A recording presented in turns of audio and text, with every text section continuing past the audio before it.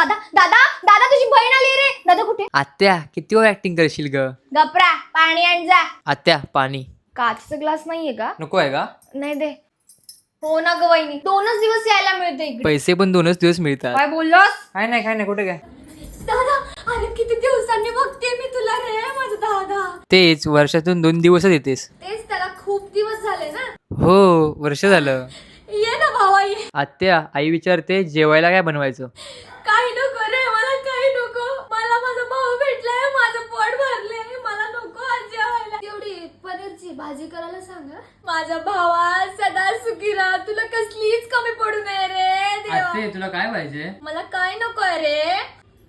ताई हे घे. अरे दादा एवढे पैसे नकोत मला. राहू दे, नको देऊ. मध्ये परत. आता तू म्हणतोयस म्हणून ठेवते हा.